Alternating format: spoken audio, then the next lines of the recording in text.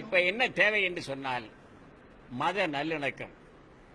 இந்த நாட்டில் இருக்கக்கூடிய அனைத்து மக்களும், செட்டியாரோ ரெட்டியாரோ கோனாரோ முதலியாரோ பிள்ளையோ தாழ்த்தப்பட்டவரோ நாடாரோ நாயுடுவோ வன்னியரோ கவுண்டரோ அல்லது பிள்ளையோ எந்த ஒரு இனமாக இருந்தாலும் சரிதான், அத்தனை பேர் ஆண்டவருடைய பிள்ளைகள் என்பது மாத்திரமல்ல, இந்த உலகத்தில் இருக்கிற 600 கோடி மக்களுக்கும் ஒரே ஒரு இறைவன் தான்.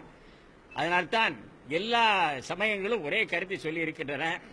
இஸ்லாம் மார்க்கத்தை சார்ந்த இஸ்லாம் மார்க்கத்தினுடைய நெறிமுறைகளை கடைபிடிக்கக்கூடிய மக்கள் அவருடைய இறுதி தூதர் இறை தூதர் நபிகள் நாயகம் ஸல்லல்லாஹு அலைஹி வஸல்லம் மிக தெளிவாக சொல்லியிருக்கிறார், இந்த உலகத்தில் இருக்கிற ஒரே ஒரு இறைவன், அந்த இறைவனுடைய பெருங்கருணையால் தான் அவருடைய உத்தரவால் தான் வாழ்ந்து கொண்டிருக்கிற என்பதை தெளிவாக சொல்லியிருக்கிறார்.